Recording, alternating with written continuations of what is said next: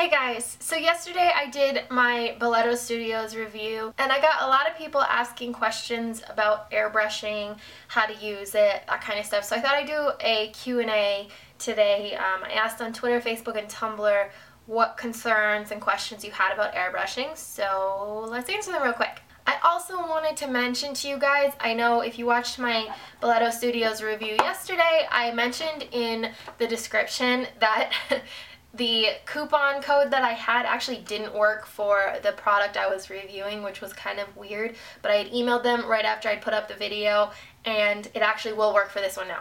The only difference is that the HD kit that it was working for before, not this one, was $99 with the coupon code. This one is $129. You're getting the same dollar discount off, it's just this one was $30 more to begin with. So if you were kind of putting off because the review wasn't, the product that you could get with the coupon code wasn't the same one as I reviewed, this one is on there now. So I'll have a link to this particular model in the description and a link to the last video, so if you're interested in any of that, you can check it out. So the first question I got quite a few times was, can you use your regular liquid foundation with the airbrush? And the answer is no, you will totally ruin it. So like right here I have my naked skin. Do you see how that's like thick? It's not super thick, but some foundations are pretty thick. This is the airbrush. If I can get it to drop. Do you see the difference in how thin that is? It's literally like water. So you can just see in that aspect. The airbrush needs very thin formula in order for it to work. If you put your regular foundation in there, it would clog it up. The airbrush has a needle in it that keeps the air and keeps the foundation from coming out until you pull the lever. The needle is that thin, so you have the needle there, and then there's this tiny hole, which let me zoom so you can see. Do you see that? Do you see that tiny hole?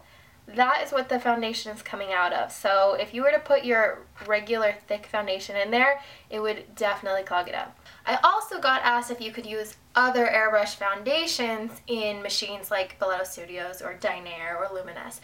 And the answer is yes, if it is a water-based formula. Now most of the airbrush companies out there seem to do water-based. So Dinair's is water-based, Boleto Studios is water-based, Luminous is water-based, OCC's is water-based, Temp2 has a water-based one. Temp2 also has a silicone-based one. So if it says it's silicone-based, you can't use it with this because it's going to ruin your airbrush. This is specifically for water-based makeup, or water-based airbrush makeup. So make sure you're using the right one, otherwise you could ruin your machine and that's no fun. Another thing I was asked is how to clean it. Now there are a couple of ways. There's companies that sell actual airbrush cleaner. Dinair has one that I use a lot. You could also just use water. So what you do is make sure your airbrush machine is on first, and then you would just put the airbrush makeup into the top, and then what I like to do is plug up this and then pull it back and it'll bubble, and that's called back bubbling, and that'll just kind of mix up in any inside the airbrush to make sure that you're cleaning it as much as you can. You can also take a Q-tip and just kind of swirl it around the edges, swirl it around the inside to make sure you're getting it as clean as you can, and then just take a tissue and spray it in. And I also got asked when you would use, because I said in the video, usually my settings are on really low, and when would you use it all the way at the top, or at the highest setting?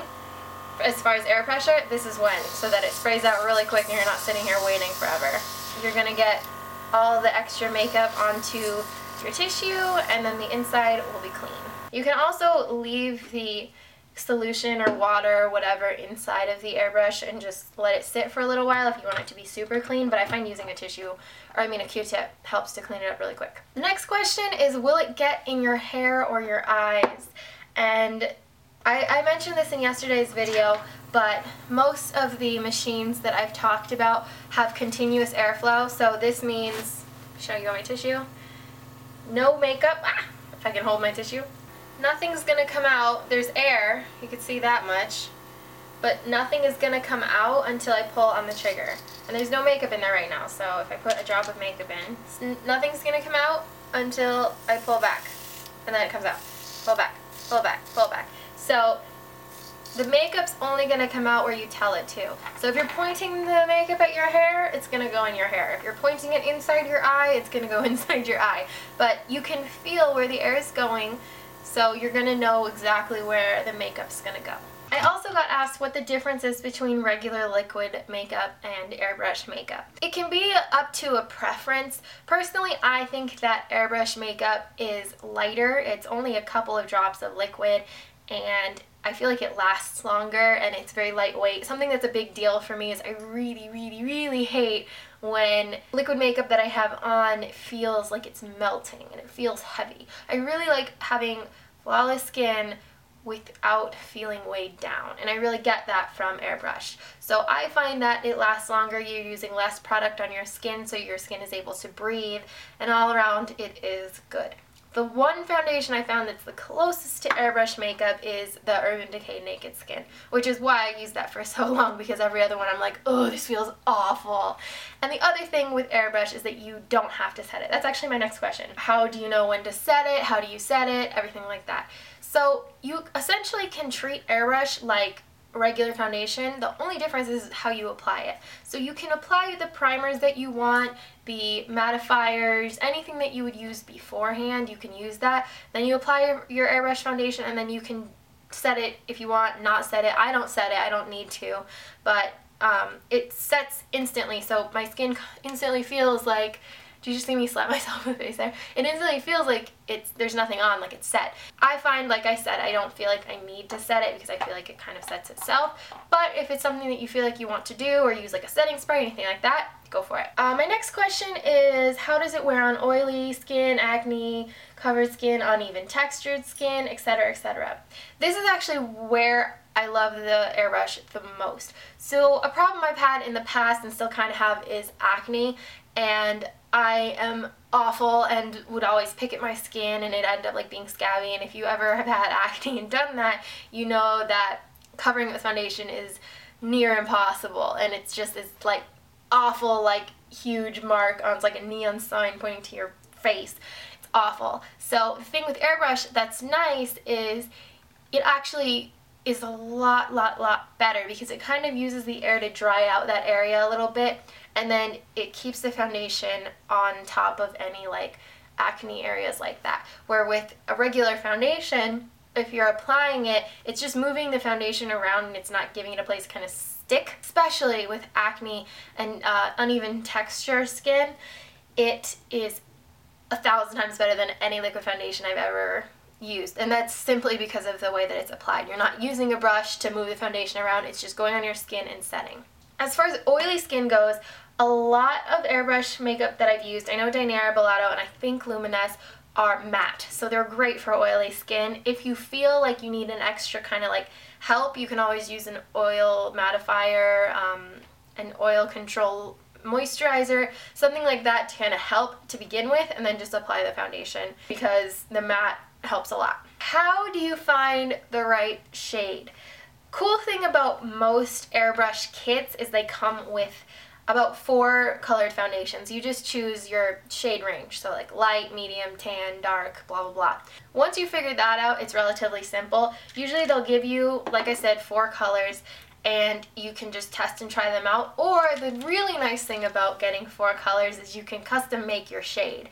So let's say, for example, like right now I'm using Creme de la. Let's say that I go get a tan and I get a little bit darker, so this just makes me look a little bit pale. What I could do is, if I normally use 8 drops of this for my face, I can use 7 drops and then take whatever the next shade is and use 1 drop of that, and then just like I showed you when I cleaned my airbrush, how I covered this and then back bubbled, that'll actually mix the colors together. So that way you're getting a custom shade that absolutely matches your skin tone. So when you get the airbrush, you can kind of play around and figure out how many drops of each, like you're a little mad scientist with your airbrush, and that way you can figure out what works perfectly for you. So in a way, getting those little bottles, you can really kind of custom make your shade. And then the last question that I'm gonna do, I answered a lot on Facebook, more like specific questions, but the last question is, do they only come as matte shades?